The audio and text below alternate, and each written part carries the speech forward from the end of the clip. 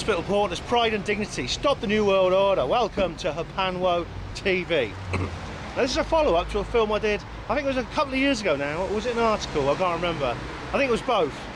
But basically it was about this shop here. This is the NISA local shop on Abingdon Road in Oxford. And I explained how these shops are actually independently run, and they're a franchise, but they're actually independently owned and run shops, workers' cooperatives. And well, there's been an update on that situation, and I'll show you.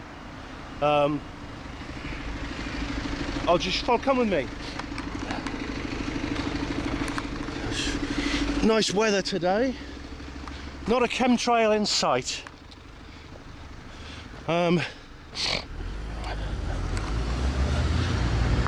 It's actually the weather. Sorry, one moment. Slaxer put it very well in his recent film.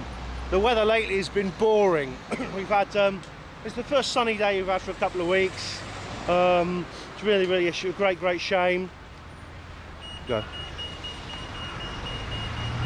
It's been sort of wet and windy, and the temperatures have been very mild. It's been more like autumn than winter. And why that is? Well, last time the sun shone, this happened. Horrific chemtrails today. Look at that. There's the sun, but it's hidden behind this gunk from awful chemtrails. A few are over there. Yeah, that was pretty horrible. That chemtrailing. Anyway, I've come just a few hundred yards from the NISA shop, as you just saw there, the NISA shop on Abingdon Road. I'm on the ball corner of Weirs Lane, or Donington Bridge Road. Donington Bridge is up that way. And there's been some bad news, and this is it. This building site here. This, as I said, as you see, it's just a few dozen yards from the NISA shop in that direction, and this is it. Tesco Express. And there's pictures of what it's going to look like. It's being built at the moment on that building site there. Used to be a pub. Used to be a pub called the Fox and Hounds. Classic, traditional old pub owned by the Morals Brewery. Several centuries old.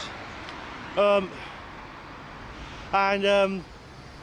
knocked it down, and now they're building a Tesco's. And the people in the NISA shop are worried, with good reason, I think. And unfortunately, there's been some more bad news.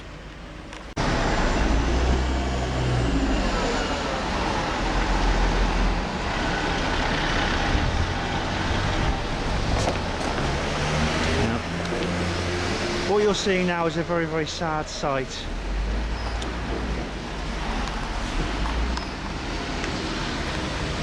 I've just been painting in there, as you can probably tell by the state of my hands. Sadly, the People's Supermarket is no more.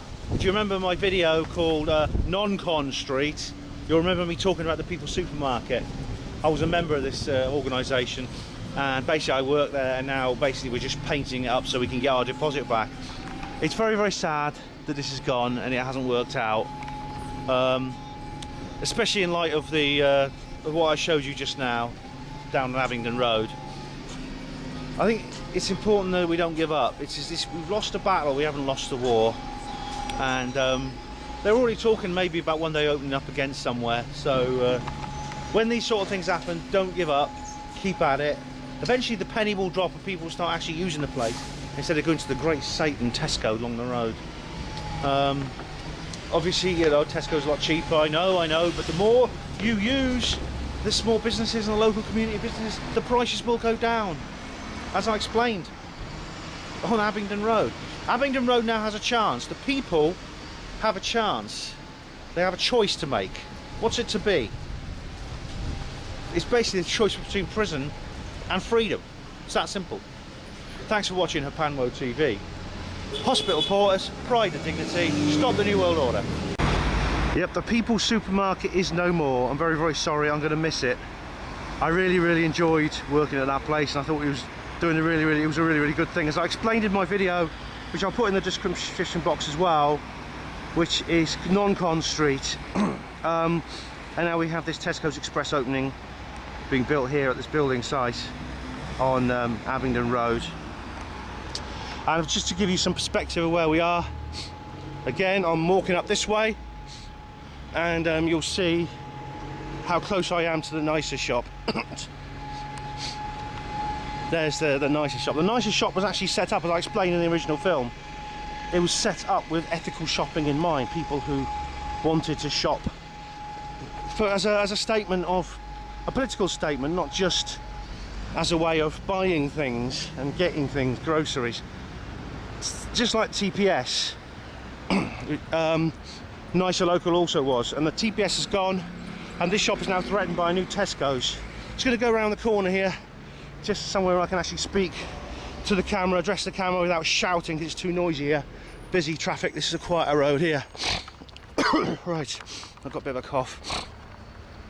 So I suppose things are looking bad for independent small local businesses in Oxford at the moment. It seems that the mega corporations are having their way. The mega corporations who use slave labour and even free labour. People on job seekers allowance have to slave there, literally be slaves there. Everyone's on the minimum wage, as opposed to small local businesses with people in control of their own economic activities, and therefore are a lot better off, both in terms of financially they're better off because they have more of an income, and also better off just in terms of sheer humanity and on a spiritual level even. As the great E.F. Schumacher explained, you can't separate economics from spirituality because the two go together. As he explained in his brilliant book, Small is Beautiful. I'm sure Schumacher must be turning in his grave to see that new Tesco's opening up there. But I think the kind of language that's being used is, and even I've used it, the threat Tesco's poses to the NISA shops, because Tesco's will take away the customers who would go in the NISA shop, and they're going to go in the Tesco's instead, the Tesco's Express shop instead. And the kind of language that's being used, it's almost as if it's almost like saying Tesco's is like a giant vacuum cleaner that's going to suck up bits of dust, and the customers are actually the bits of dust that Tesco's just sucks up against our will. We're dragged kicking and screaming in chains into Tesco's and forced to shop there with guns pointing at our head. That's not true. There's an important point to realise here, and for people who live in this area, if you're watching this film, I would ask them to take this into account, and that is, at the end of the day, it's a matter of choice.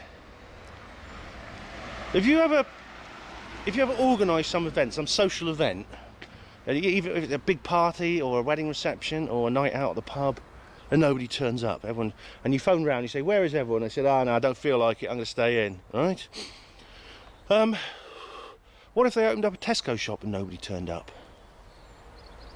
Have you thought about that? What if Tesco's had this grand opening, cut a red ribbon, go da da da da, welcome ladies and gentlemen, there's no one there, and they call out to people walking past, hey you, what, do you want to come in and shop here? And they say, no thanks, don't feel like it, I'm going to go and shop in that nicer place instead.